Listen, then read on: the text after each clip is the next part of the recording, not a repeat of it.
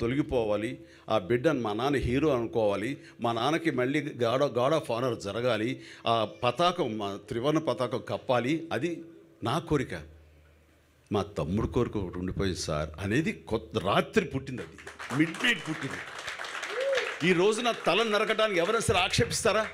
ఎవరు ఆక్షేపించారు? అంత చక్కగా ఉంది. అది నేను చెప్పేది. ఎంత చెక్కితే అంత, ఎంత నగిషి పెడితే అంత నగిషి అనడానికి ఇలాంటివి అక్కడక్కడ ఉన్నాయి. అతని గొప్పతనం ఏంటి తెలుసా? 44 సంవత్సరాల ఎక్స్పీరియన్స్కి తను విలువివ్వటం.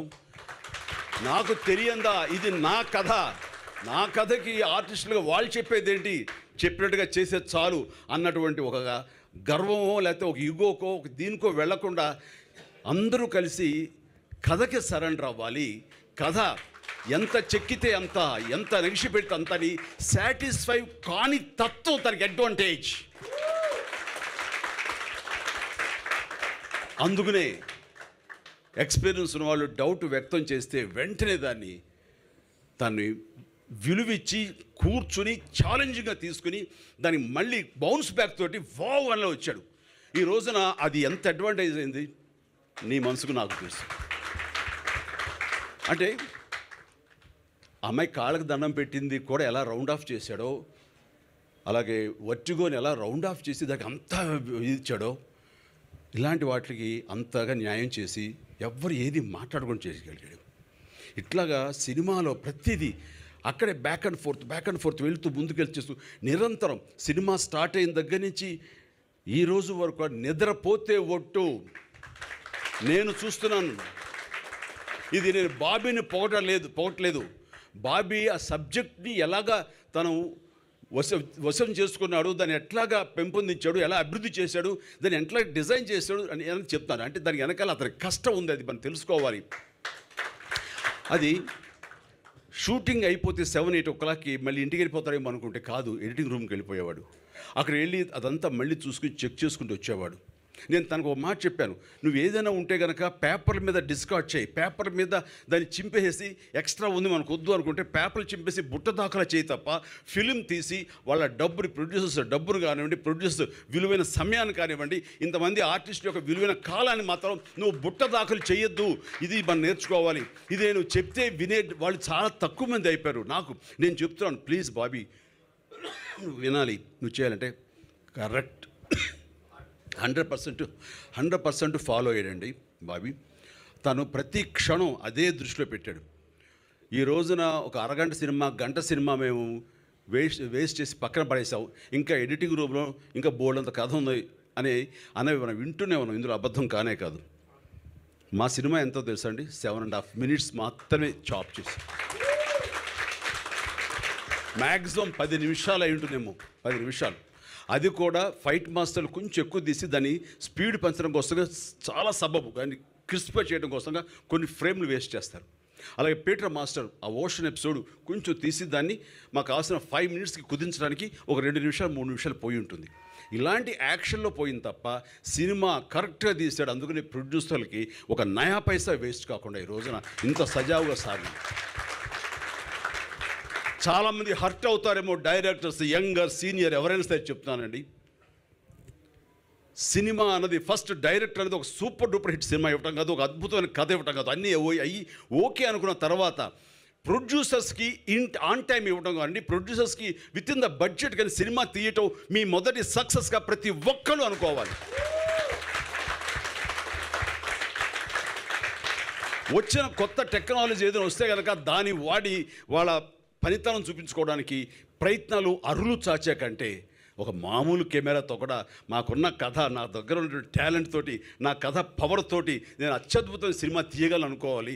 అంతే తప్ప అత్యాధునికమైనటువంటి ఎక్విప్మెంట్ నాకు కావాలని కోరుకోకూడదు. అవన్నీ యాడెడ్, అవసరం మేరకు తీసుకోండి.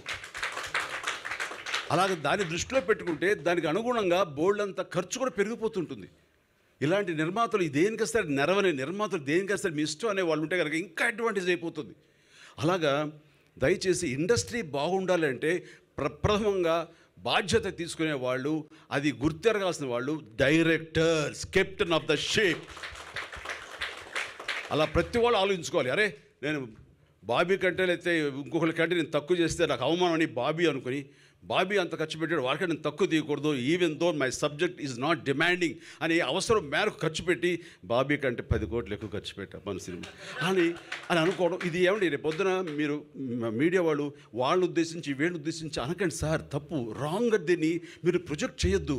ఇది ఏ ఒక్కరినో ఉద్దేశించి కాదు. మీరు అలా చేస్తే కనుక మీరే చిన్నవాళ్ళు అవుతారు.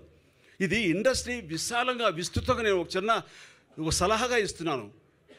డైరెక్టర్లు అన్న వాళ్ళు ప్రొడ్యూసర్ని బతికించాలి, ప్రొడ్యూసర్లకి వాళ్ళు భుజం కాయాలి. ఆ రకంగా ఈ సినిమా అదృష్టం కొద్దీ ఈ సినిమా ఒకవేళ యావరేజ్ సోసోగా ఆడి తన డబ్బులు తను తెచ్చుకుని క్విట్స్ అయినా సరే నా నిర్మాతలకు నష్టం లేదు, జరగదు. బ్లాక్ బస్టర్ అయింది, ఇంక నథింగ్ లైక్ దాట్. ఇంకా వాళ్ళ ఇష్టం అది. వాళ్ళకి మహా సంతోషపడితే మాకు ఎక్స్ట్రా డబ్బులు కూడా ఇస్తారు, కాదను తీసుకుంటాం.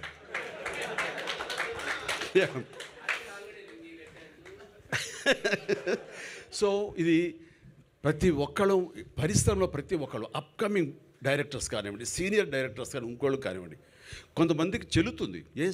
వాళ్ళు తీసినా సరే ఎంతో తీస్తారు. ఆ ఉన్నదాన్ని మళ్ళీ పార్ట్ 2గా కూడా కన్వర్ట్ చేసుకుని వాళ్ళు చేసుకుంటారు. అలాగే మణి శర్మ తను 100 రోజుల్లో 2 సినిమాలు తీశారు. మణిరత్నం గారు ఆ PS1 PS2 మ్యాట్ ఉంది, అది నేను ఎక్స్ట్రా అనట్లేదు నేను. అలాగే బాహుబలి వాళ్ళు అలా తీశారు, అది నేను ఎక్స్ట్రా అనట్లేదు నేను. అవన్నీ ఓకే, బట్ కావాల్సిన మేరకు మీరు కుదించుకుని ఆలోచించుకుని రాస్తున్నప్పుడే విజువలైజ్ చేసుకుని రాసుకుంటున్నప్పుడే ఎడిటింగ్ చేసుకుని ఇన్ని క్రాఫ్ట్లు డైరెక్టర్కి ఉండాలి. ఉంటే ఫైనల్ ఎడిటింగ్ మాస్టర్ చెప్తారు తీసేసి పెడదాం సార్ అంటారు. వీళ్ళని కాదు, కొంతమంది లేదు ఈ షాట్ వస్తుంది, ఇంత లెంగ్త్ సరిపోతుంది, ఈ షాట్ కోసం మళ్ళీ అగైన్ చేస్తుంటే ఆర్టిస్ట్ ఒళ్ళు హోనం అయిపోతుంది. అలాగే ఎంత డబ్బు వేస్ట్ అయిపోతుంది, ఎంత టైం వేస్ట్ అయిపోతుంది. కాదు కదా, ఎడిటింగ్లో ఇచ్చాలు 2 యాంగిల్ మార్చండి, అటు తీసుకోండి. అలా తీసుకుంటే ఆర్టిస్ట్కి కంఫర్టబుల్, ప్రొడ్యూసర్కి కంఫర్టబుల్, డైరెక్టర్ వితిన్ డేస్లో టైం సినిమా తీసుకుంటుంటుంది. మీరు ఇది ప్రతి వాళ్ళకి ఎడ్యుకేషన్ ఇది. సో కొంచెం క్లాస్ ఎక్కువ పీకాను అనుకుంటా. సో ఇది ప్రొడ్యూసర్స్ బతకాలి, ప్రొడ్యూసర్స్ నిలదొక్కుకోవాలి. వాళ్ళు ఉంటేనే ఈ రోజున మనందరం బాగుంటాం. మనం ఇంత డబ్బు తీసుకుంటున్నామంటే అది నిజంగా వాళ్ళందరూ బాగుంటేనే. వాళ్ళు బాగుంటే ఎక్కడికో వెళ్ళరు, మనకే ఇస్తారు. Thank you sir, thank you. And ప్రత్యేకించి నేను ఆ బడుగు జీవులు, ఆ కళా కార్మికులు, చిన్న స్థాయి వాళ్ళ గురించే నేను వాళ్ళందరికీ నా ధన్యవాదాలు తెలియజేస్తూ, బాబీ ఎవరెవరికైతే ధన్యవాదాలు చెప్పాడో అందరికీ నేను మనస్ఫూర్తిగా మరొకసారి ధన్యవాదాలు చేస్తూ, నా తమ్ముడు లేకపోయి ఉంటే, ఈ సినిమా తనకి డేట్లు కుదరకపోయి ఉంటే, నిజం చెప్తున్నాను, సెకండ్ హాఫ్లో ఇంత అందం, ఇంత ఎలివేషన్ వచ్చేది కాదు. ఆర్థర్ విల్సన్ గారు ఒక మాట అన్నారు, సార్ ఏంటి సార్ అది, నేను పాత్రకే అప్పుడప్పుడు చూస్తూనే ఉన్నాను, మీరు నాకు తెలిసి ఎక్కడ గ్లిజరిన్ పెట్టుకుని చేయలేదు, మీరు అక్కడే ఉన్నాం, మేము అంతా చూస్తూనే ఉన్నాం కదా, గ్లిజరిన్ పెట్టుకోలేదు. తర్వాత మీ కళ్ళు నేను కెమెరా కాకుండా టీవీ మన స్క్రీన్లో చూస్తుంటే కళ్ళు ఆర్ద్రతోటి తడిగా ఉన్నాయి, మీకు చెమ్మగా వచ్చేస్తే లోపల కారుతాయంటే నేను అన్నాను, నేను ఎందుకు గ్లిజరిన్ పెట్టుకోలేదంటే ఆర్థర్ విల్సన్ గారు, ఎదురుగా ఉన్నది నా తమ్ముడండి, నా తమ్ముడు చెప్పాను మీ అందరితోటి. ఆ తమ్ముడు ఆడు నిస్సత్తుగా ఉంటూ ఎక్స్పైరీ డేట్ వచ్చేస్తుంది అంటుంటే, వీడియోవరా అంటుంటే నాకు ఇప్పుడు వస్తుంది ఎదుగుండి.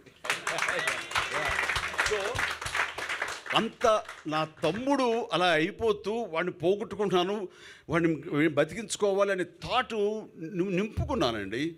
అందుకనే ఆ సీన్లో నా కంట్లో నీళ్లు లేవు, నేను గ్లిజరిన్ పెట్టుకోలేదు, ఏడుస్తూనే ఉన్నాను. అవి నిజంగానే తుడుచుకుంటున్నాను, వాడి దగ్గర లాక్కుంటున్నాను. రే కొట్టే కదా నిన్ను, సరిపోలేదన్నా ఇంకా గట్టిగా కొట్టు అంటాడు.